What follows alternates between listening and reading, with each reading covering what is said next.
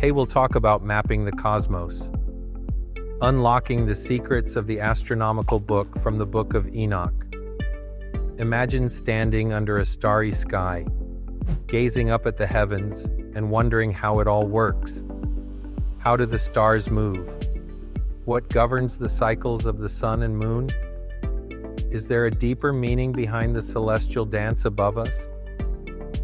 Thousands of years ago, someone asked those same questions, and their answers were recorded in one of the most fascinating sections of the Book of Enoch, the astronomical book. If you've ever been curious about ancient astronomy, calendars, or the intersection of science and spirituality, then buckle up. We're about to take a cosmic journey through this remarkable text, a blend of celestial mechanics, divine revelation, and timeless wisdom that feels as relevant today as it did millennia ago. Let's start with the basics.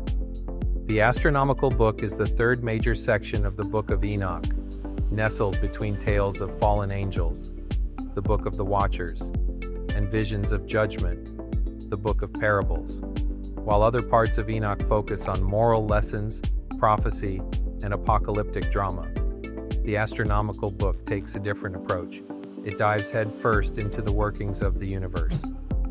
This isn't just idle stargazing. It's an intricate exploration of time, space, and the divine order that governs creation. Through Enoch's eyes, we learn about the movements of the sun, moon, and stars, the structure of the cosmos, and the sacred calendar system used by the ancients. It's like stepping into an ancient observatory where theology meets astrophysics, a place where the mysteries of heaven are mapped out with astonishing precision. One of the standout features of the astronomical book is its detailed description of how celestial bodies operate. According to the text, everything in the heavens moves according to a precise plan established by God. For example, Enoch describes the sun's daily journey across the sky, noting its exact path and timing. He explains how the length of daylight varies throughout the year due to the Earth's tilt, though he wouldn't have called it that, linking these changes to agricultural seasons and religious festivals.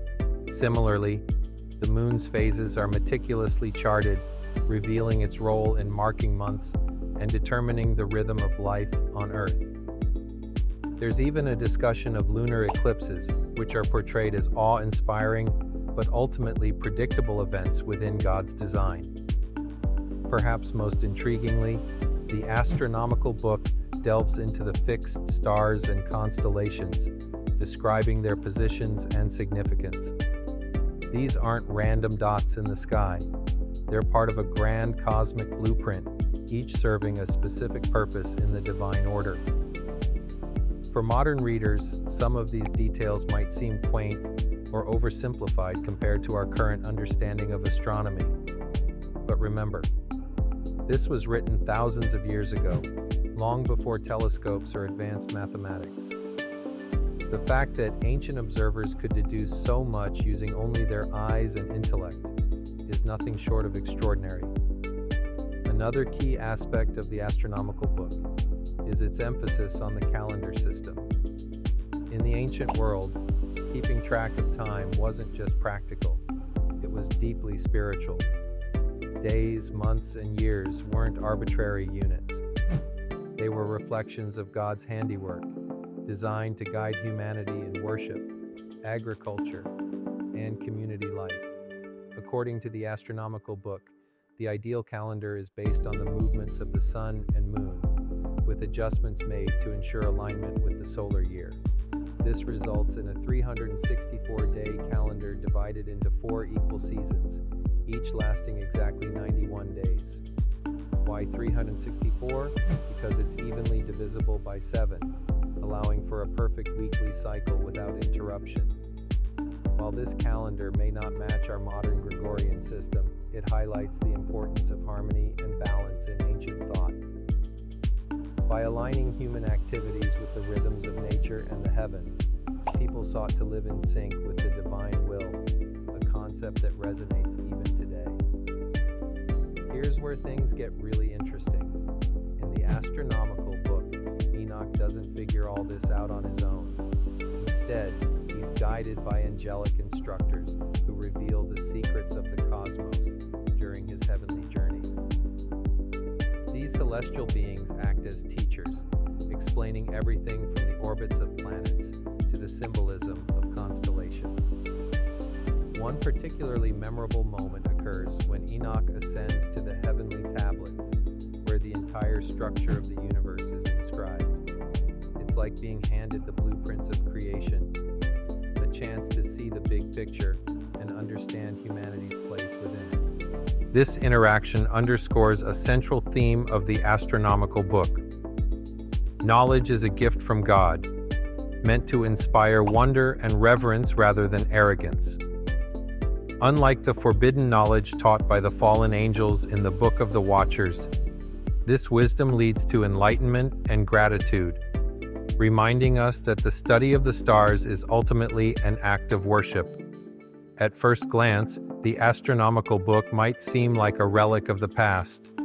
Interesting, sure, but not particularly relevant to our high-tech, fast-paced world. But look closer, and you'll find timeless lessons that still speak to us today. For starters, it reminds us of the beauty and complexity of the universe. Even though we now know more about physics and astronomy than the ancients did, there's something humbling about realizing that humans have always looked to the stars for answers. Whether we're peering through a telescope or scrolling through NASA images on our phones, the night sky continues to inspire awe and curiosity. Secondly, the astronomical book challenges us to think about time differently. In our modern age of instant gratification and constant distractions, we often lose sight of the bigger picture. By reconnecting with natural rhythms, the rising and setting of the sun, the changing of the seasons, we can cultivate a deeper sense of purpose and presence. Finally, this text invites us to embrace the marriage of science and spirituality. Far from being at odds, these two disciplines complement each other, offering complementary ways of understanding the world. Just as the ancients saw no conflict between studying the stars and praising their creator, we too can find harmony in exploring both the how and the why of existence. So, my friend, whether you're a stargazer, a history buff, or simply someone searching for meaning, the astronomical book has something to offer.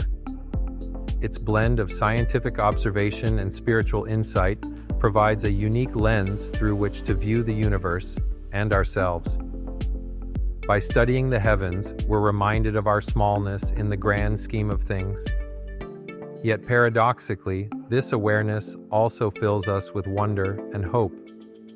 After all, if the cosmos operates according to such precise laws, doesn't that suggest there's a greater intelligence behind it all?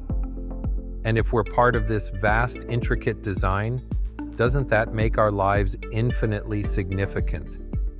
So next time you gaze up at the stars, take a moment to reflect on the ancient wisdom of the astronomical book.